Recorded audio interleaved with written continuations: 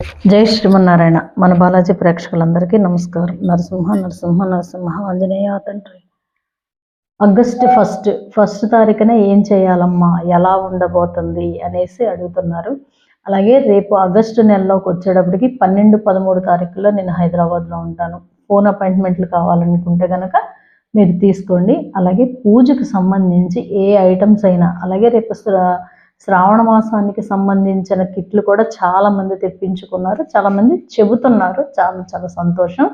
అలాగే పూజకి ఏం కావాలనుకున్నా సరే వాళ్ళ దగ్గర తీసుకోండి. మనకి రేపు వచ్చే ఆగస్టు 1 తారీఖు నుంచి సెప్టెంబర్ 1 వరకు ఎలా ఉంటుందమ్మా, మీరు 7వ నెలలో చెప్పారు ఇలా ఉంటుంది, ఇబ్బందులు పడతాం అనేసి అన్నారు. కాబట్టి మాకు అలాగే ఉంది. కొంతమంది చెప్తున్నారు నాకు, అంటే బండి మీద వెళ్తా కింద పడిపోయామమ్మా, చిన్న చిన్న దెబ్బలు తగిలినాయి, కొంతమందికి అయితే పిల్లలకు దెబ్బలు తగిలినాయి అని, కొంతమందికి అయితే హెల్త్ చాలా ఇబ్బందిగా ఉందనేసి చెప్తున్నారు.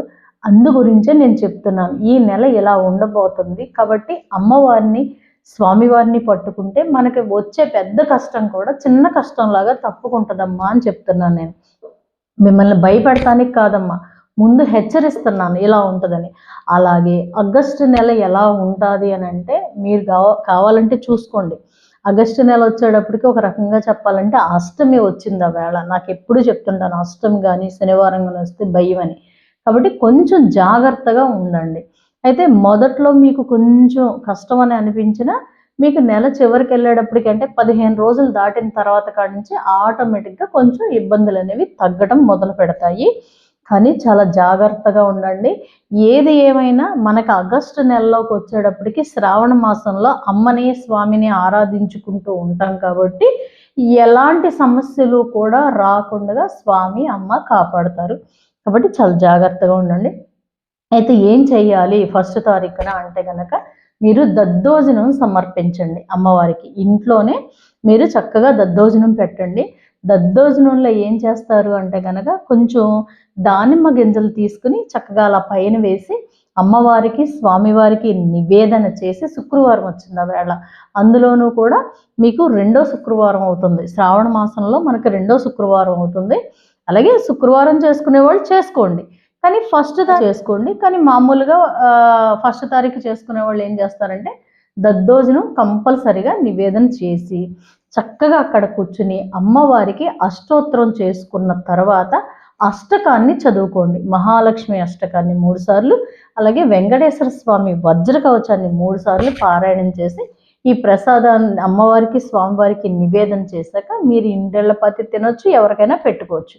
అలాగే సాయంత్రం వచ్చేటప్పటికి అమ్మవారి దగ్గరికి స్వామివారి దగ్గరికి వెంకటేశ్వర స్వామి ఆలయానికి వెళ్ళినప్పుడు విరజాజులు పట్టుకెళ్ళండి. అంటే మంచి సువాసన వచ్చే విరజాజులు కానీ, లేదంటే మీకు లిల్లీలు దొరుకుతాయి, లిల్లీలు అయినా సరే, ఒకవేళ లిల్లీలు విడి పువ్వులు కాకపోయినా దండ పట్టుకెళ్తానన్నా సరే దండ అయినా పట్టుకెళ్ళండి.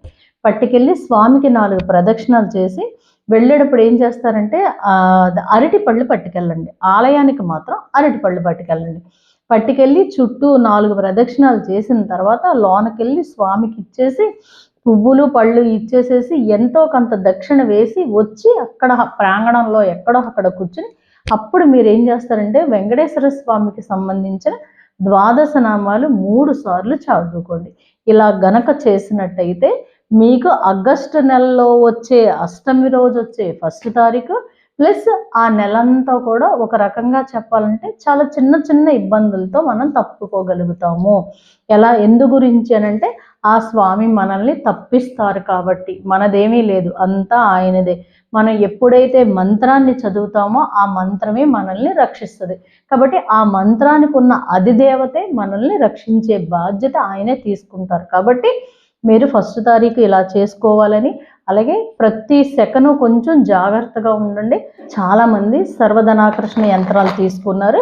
వీళ్ళందరూ కూడా మీకు నేను శ్రావణ మాసం అయిపోయిన తర్వాత పంపిస్తాను. చక్కగా నేను చెప్పినట్టుగా చేసుకుని చక్కటి అదృష్టాన్ని ఐశ్వర్యాన్ని పొందాలని కోరుకుంటూ, మీరందరూ ఎప్పుడూ కూడా మనస్ఫూర్తిగా నేను కోరుకునేది ఏంటంటే సంతోషంగా సంపదలతో, అప్పు లేకపోతే చాలండి, మనసు ప్రశాంతంగా ఉంటుంది. కాబట్టి ప్రతి ఒక్కళ్ళు కూడా సుఖంగా ఉండాలని కోరుకుంటున్నాను. జై శ్రీమన్నారాయణ.